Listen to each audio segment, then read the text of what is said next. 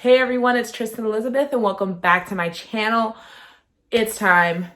Love and Hip Hop Atlanta, Season 9, Episode 1. Every week we're going to be doing a recap as far as every episode going on, talking about each individual situation, each individual person that's going to be really showcased within the show, and just overall having a great kiki about it. So if you guys are ready, let's get going. Cue the dramatic intro.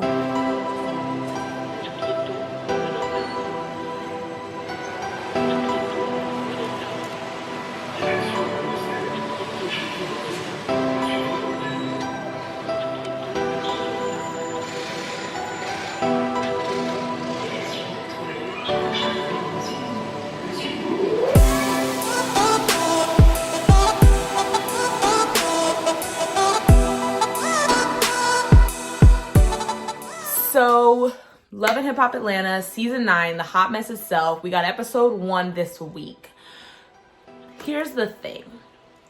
They started off with Young Jock doing the intro. I think that I've realized that Love and Hip Hop's really gotten into this whole thing of having one specific person do that whole overarching intro to introduce everybody to the season. New players, new situations, old situations. And I like this trend, because I think it does a good job of setting up who all we can expect. You know, of course, there'll be surprises along the way, but it's a good intro and everything to set everything up, especially with how many different cities they now have in this franchise. Just to segue over, Young Jock himself, will go right into his scenario with him, his fiance, Karen. They're getting married. Amazing. We all love Black love. However, this whole vasectomy conversation that they just threw right at us in the first episode, crazy enough, long story short, I feel like Karen's being a double standard, trying to police Jock's body about him getting a vasectomy whenever it's also more her that doesn't want to have kids. Granted, I understand that, of course, every state has different types of laws and things around women getting their tubes tied, whether or not that they've already had children and all of that. And there's a laundry list of things that probably have to be checked. But I would have saved that comment about Jock being selfish by him not getting a vasectomy for you. Would have not even said it. Save it. Didn't look good. Second, Mama D's back in all of her glory. A lot of problems though. Alcoholism, health problems. I wish her the best. We'll see how this goes, because alcoholism is so real. And unfortunately, of course, I feel like they're setting it up for the series that she's gonna backslide. I just hope that she doesn't, you know? I hope this is just one of those things that Mona does where it's like, goes up, goes up, goes up, goes up, goes up, and we feel like it's gonna be what we thought. And then ultimately we're like, okay, all right, great. Not drinking, it actually is Coke, but we'll see later this season. Third, Rashida and Kirk 20th wedding anniversary. Amazing. Not a lot of people make it that far. You know, no matter who you are, where you live, how old, who cares, that's an accomplishment. So I wish them the best, and that's a huge congratulations. The thing is about it is that we've seen season over season of them just going through different things. Kirk cheating, Rashida cheating, this, and this, the baby, and all of these different things down to Miss Charlene running over his motorcycle. You remember that episode.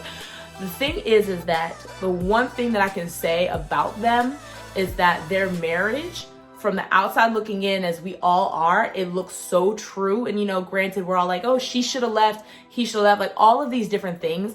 And it looks like, for the most part, that, you know what, they really love each other. And sometimes you just can't fault them on that.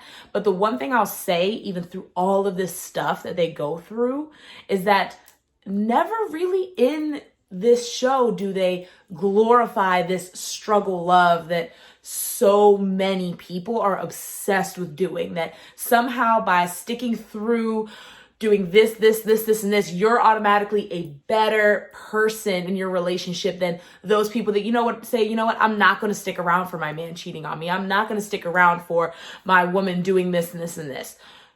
Ultimately, it's up to you to decide what you are and what you are not willing to put up with in your relationship. And that's not really on any of us to say whether she should have stayed, he should have stayed, or anything like that. I feel like it just goes to show that, you know what, they're able to make it through their trials and tribulations, and none of these things that they've already went through, whether they're in front of the public eye or not, haven't broken them, which is amazing enough. So segueing from that, going into still one of the newcomers, but we've still seen her the past couple of seasons, Sierra. I'm a little confused. So with her, it's this whole court case thing with her ex-husband's baby's mom saying that she assaulted her, this whole thing. Now Sierra's kind of running around peddling for people to testify on her behalf. Now, in my mind, sis, if you didn't do anything, what are you worried about? Second, sure, I get it. It's messed up. The shooter's like, I'm not coming to save you. I'm not going to court. I made this promise to myself with my son.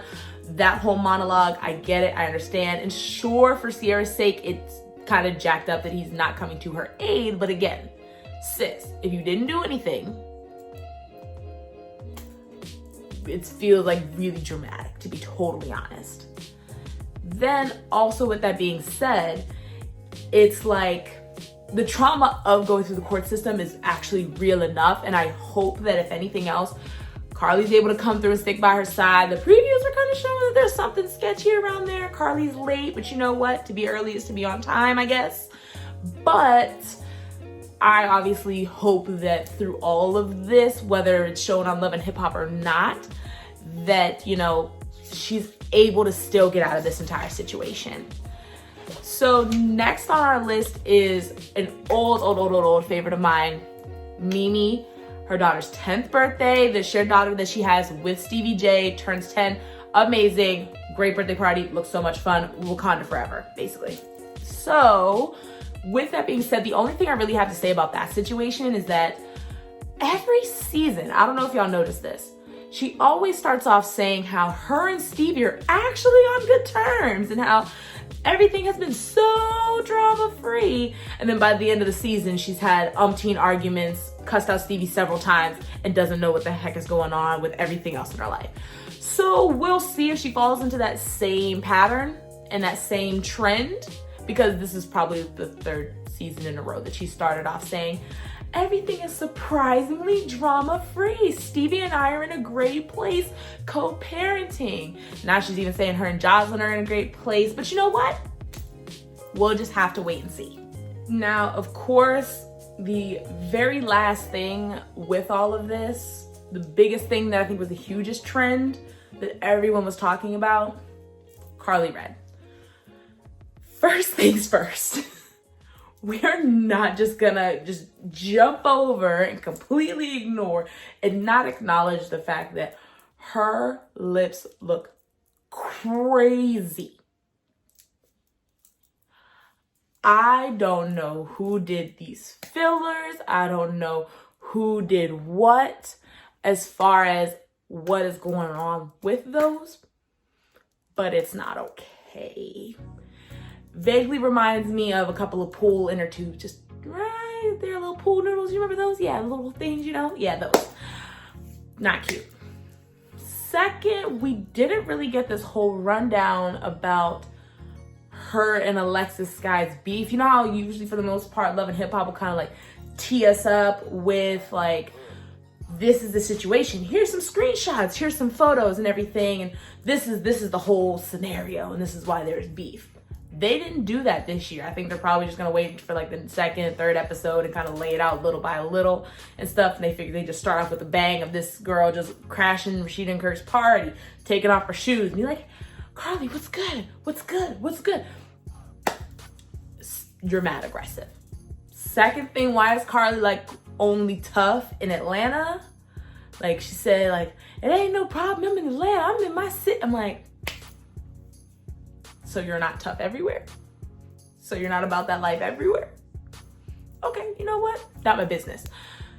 Also, so this whole thing is because Alexis Sky was with Arkansas Mo a couple years ago, and clearly there was some overlapping. May or may not one of them had been married, and then now Carly and Arkansas Mo are married.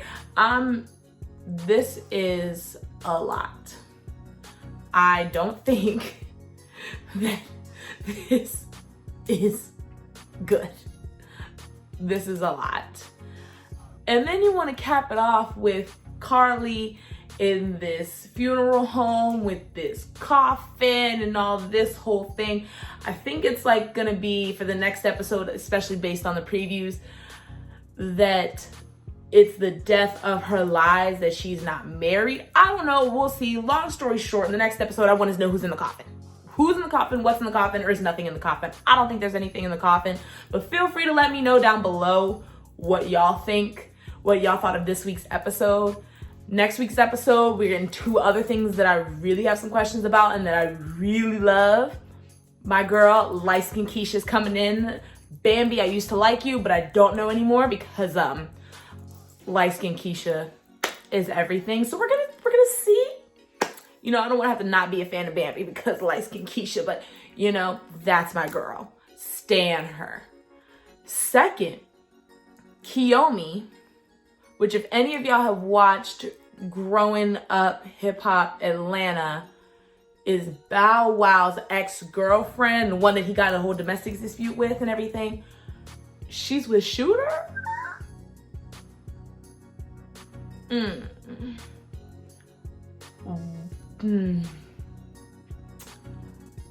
I feel like the common trend for all of these shows is everyone hopping around Atlanta onto various shows to catch a check. I'm concerned and I'm not convinced.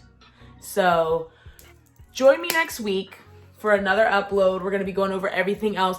Comment below as far as a lot of things that y'all want to talk about and a lot of things that you want to hear. Even some of the things that you notice that you feel like I completely missed. I wanted to do this very overview, very broad, because I didn't want this whole thing to be too long, because if we start going into all of my opinions about a lot of these people, we'll be here for a while. So join me next week. So glad to be here. Let me know down in the comments below. Leave a like, subscribe, share, all of that. And I'll see you guys next time. Bye.